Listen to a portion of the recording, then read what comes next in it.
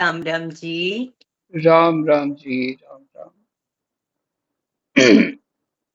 श्री राम जय राम, जय जय राम। श्री राम जय राम, जय जय राम। राधे श्याम, राधे श्याम, जय जय राधे श्याम, राधे श्याम। श्री गणेशाय नमः। श्री सीतारामाभ्यां, श्री हनुमते नमः। श्री उमापते नमः। श्री गुरुवे नमः। सब संतन की जय जय, जय जय सीताराम। राधे श्याम।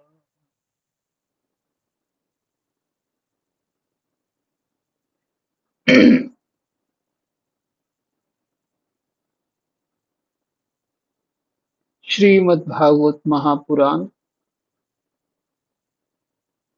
चतुर्थ स्कंद, 23वां अध्याय। प्रसंग है आज का राजा पृथु की तपस्या और परलोक गमन। श्री मैत्री जी कहते हैं, इस प्रकार महामनस्वी प्रजापति पृथु ने स्वयमेव अन्नादि तथा पुरग्रामादि सर्ग की व्यवस्था करके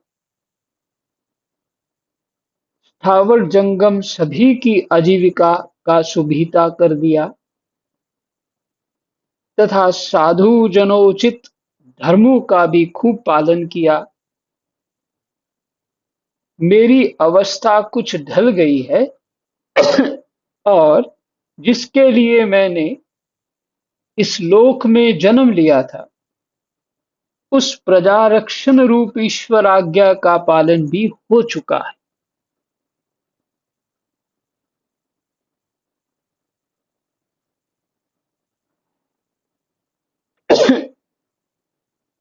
हो सकता है हिंदी आप सबको उसका अर्थ जल्दी पढ़ने से नहीं लग रहा हो, इसलिए एक बार फिर से पढ़ देता हूं।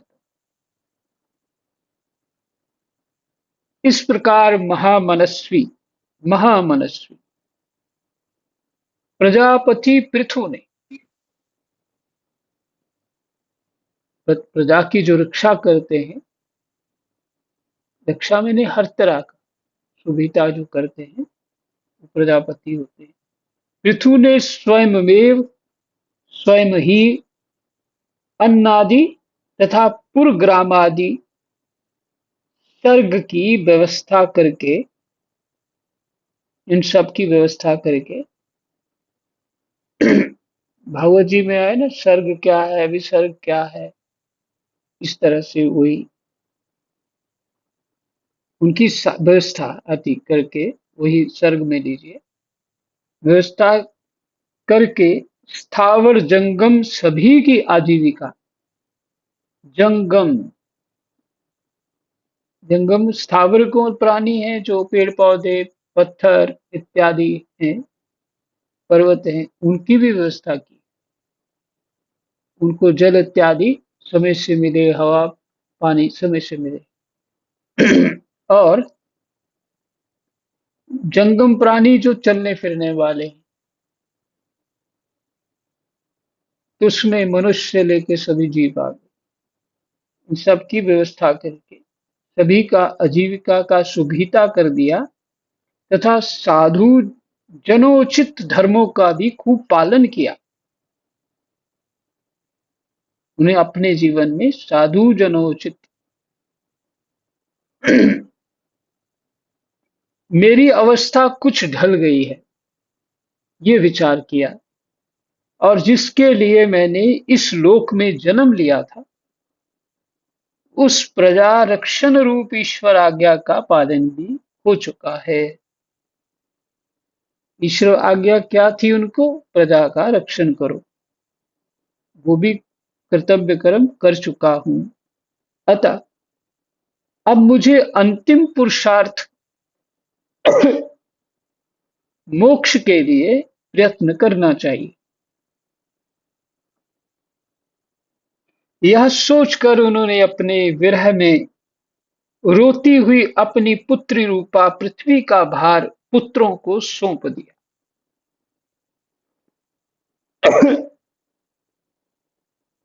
और सारी प्रजा को बिलखती छोड़कर वे अपनी पत्नी सहित अकेले ही तपोवन को चल दिए।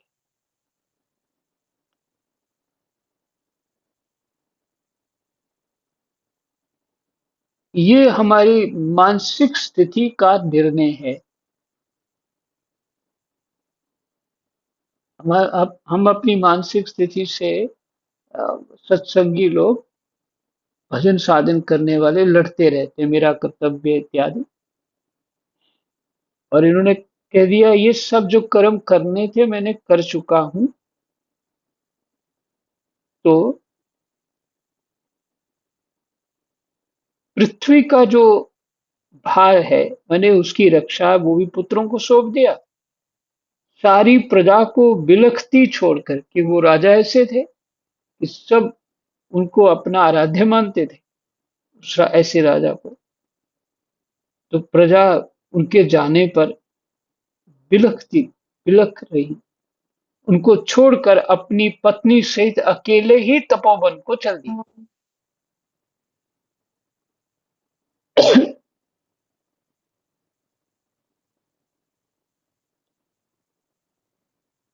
वहां भी वे वानप्रस्थ आश्रम के नियमानुसार उसी प्रकार कठोर तपस्या में लग गए, जैसे पहले गृहस्थ आश्रम में अखंड व्रत पूर्वक पृथ्वी को विजय करने में लगे थे।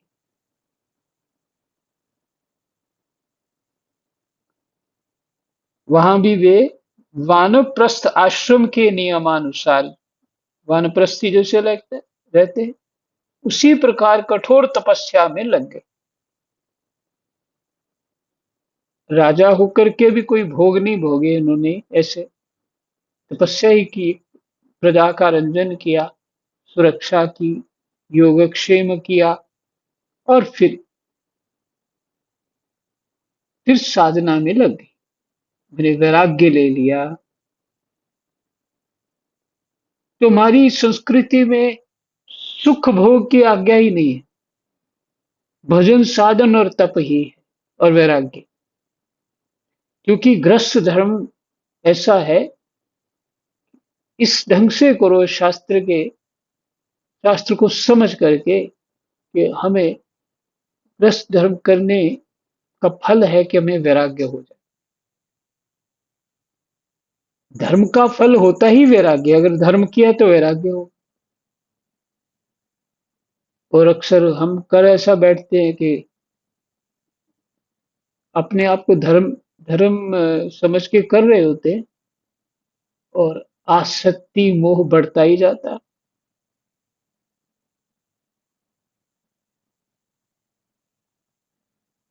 तो फिर कोई धर्म ठीक से नहीं हो रहा, क्योंकि वैराग्य होना चाहिए। इस तरह से आज से मेरे ख्याल 15-20 साल पहले, मैं मेरी माता जी वृंदावन आई, तो कुछ ऐसे अपनी मानसिक पीड़ाओं से, घर की अपनी पीड़ाओं से, या कुछ इस तरह से, तो सुना रही थी अपनी कथाएं। तो मेरी बुद्धि इस तरह भागवत में लगी हुई थी। तो मैंने उनको बोला, आप जो कह रहे हैं ठीक है, पर ये कष्ट जा नहीं सकता,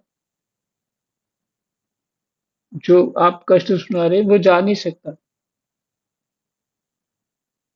आपको तो ऐसा करना चाहिए। अब कहने का ढंग मेरा गलत था, ऐसा हो सकता है, पर मैं अपने उस साधना के अनुसार ही कह रहा था कि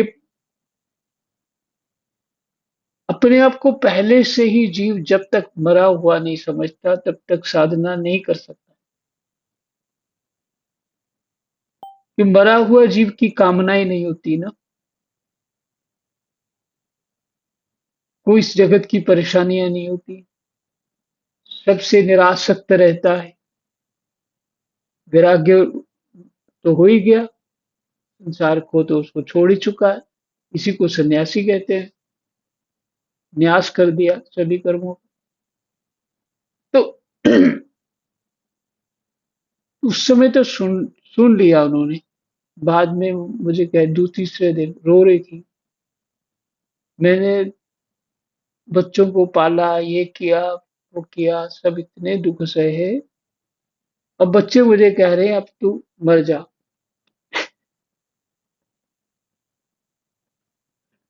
ठीक है, अब तू ये कह रहे मर जा, कोई अब तुम लोगों ने मेरी सेवा करनी है कि बोलना मर जा। मेरी तो ज्ञान गलत दिशा में मेरा चला गया, मुझे कहना भी नहीं आया उनको। तो वास्तव में महाराज ने प्रजा को छोड़ दिया, पूरे जगत को छोड़ करके वन में कंद वानप्रस्थी कंदमूल फल इत्यादि खा करके अपना जीवन सिर्फ जिंदा रहने के लिए पानी पीते और वो रहते हैं, झोपड़ी बना के रहते हैं, भजन करते, आवश्यकताएं बहुत कम हो जाती हैं उनकी।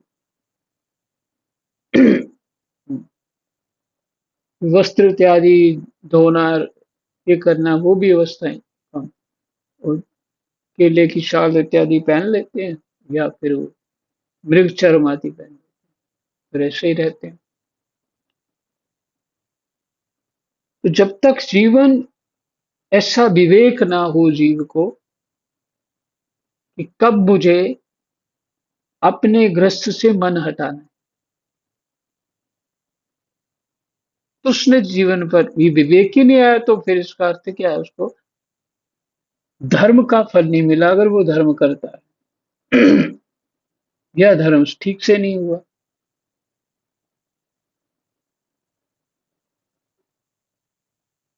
तो वहां भी वे वानप्रस्थ आश्रम के नियमानुसार उसी प्रकार कठोर तपस्या में लग गए, जैसे पहले गृहस्थाश्रम में अखंड व्रत पूर्वक पृथ्वी को विजय करने में लगे थे।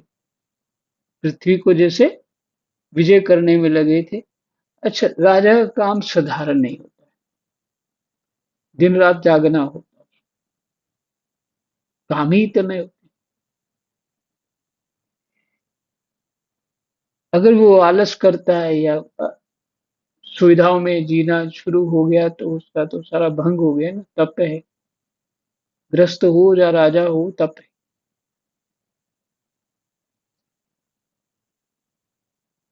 जो वेद के अनुसार अगर जीना हो फिर वो तप है। हमारा हमारा जो जीवन है वो इंद्रियों, माने हमारी संस्कृति जो है इंद्रियों को तृप्त करने के लिए नहीं है, मन को प्रसन्न करने के लिए, परमात्मा को प्रसन्न करने के लिए।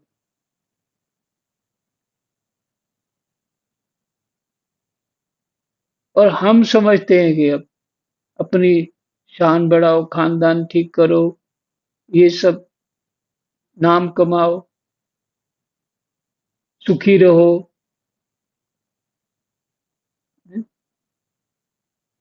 और बड़े दानी और ये वो सब कहलाओ, और उसके बाद शान से अपना स्वर्ग में इंद्र जी इंतजार कर रहे हैं। ऐसा चिंतन करते हैं, पर ऐसा नहीं। ये यहाँ पे ऐसा है कि आप अगर यहाँ सुख लिया तो फंस गए। ऋषि लोग सुख क्यों नहीं ले रहे? क्या बुद्धि कम है क्या?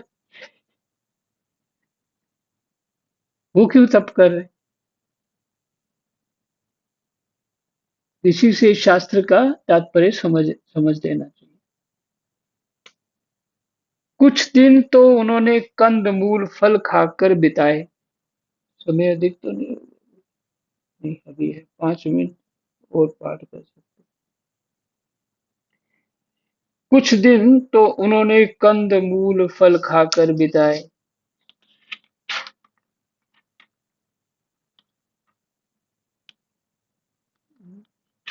एक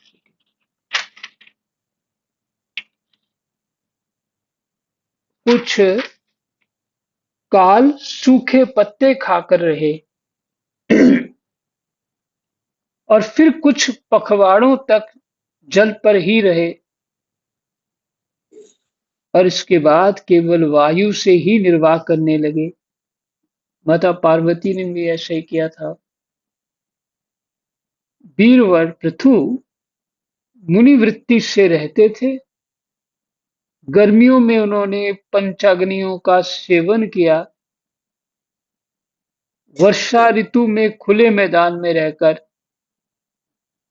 अपने शरीर पर जल की धाराएं सही और जाड़े में गले तक जल में खड़े रहे। फिर से, वीरवर पृथु मुनिवृत्ति से रहते थे। गर्मियों में उन्होंने पंचअग्नियों का सेवन किया। वर्षा ऋतु में खुले मैदान में रहकर अपने शरीर पर जल की धाराएं सही और जाड़े में गले तक जल में खड़े रहे। वे प्रतिदिन मिट्टी की वेदी पर ही शयन करते थे। मैंने मिट्टी का ही थड़ा बना करके उस पे शयन करते थे। उन्होंने शीतोष्ण आदि सब प्रकार के द्वंद्वों को सहा तथा वाणी और मन का संयम करके ब्रह्मचर्य का पालन करते हुए प्राणों को अपने अधीन किया। इस प्रकार श्री कृष्ण की आराधना करने के लिए उन्होंने उत्तम तप किया। जिन्होंने जीवन भर तप किया होता है वो वानप्रस्थी में भी तप कर सकते हैं। जो जीवन पर भोगी भोगे हैं तो वो वानप्रस्थी में जाके क्या करें। एक एक आधे साल में मर जाएंगे जाके और कुछ नहीं होगा अगर थोड़े दिन वैसे रहना पड़ा।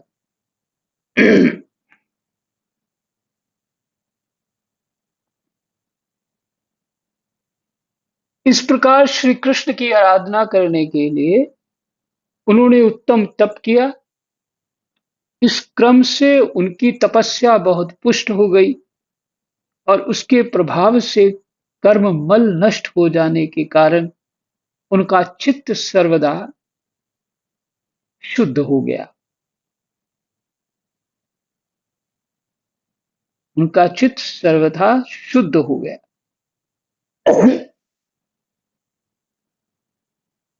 अभ्यास ही ऐसा कर लिया। अभ्यास ही ऐसा कर लिया। चित्त किसी भी परिस्थिति में परमात्मा की स्मृति को छोड़ ही नहीं रहा।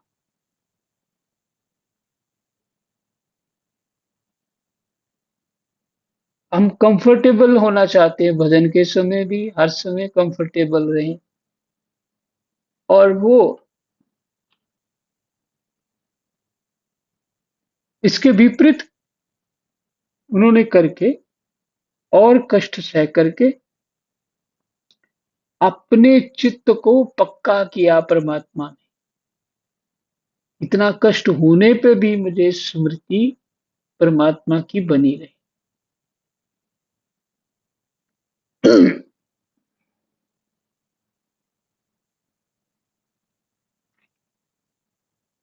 प्राणायामों के द्वारा मन और इंद्रियों के विरुद्ध निरुद्ध हो जाने से उनका वासना जनित बंधन भी कट गया।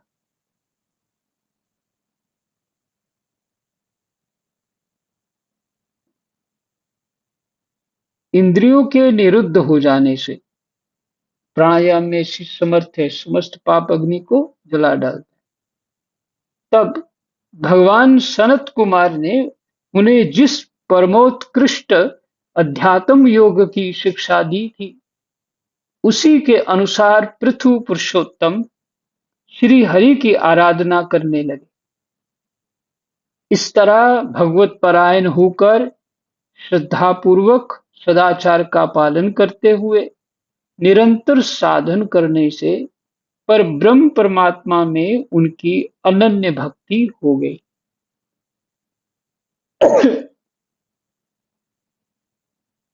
इस तरह भगवत परायण होकर, श्रद्धा पूर्वक सदाचार का पालन करते हुए, निरंतर साधन करने से पर ब्रह्म परमात्मा में उनकी अनन्य भक्ति हो गई। यही विश्राम करते समय खूब हो गए।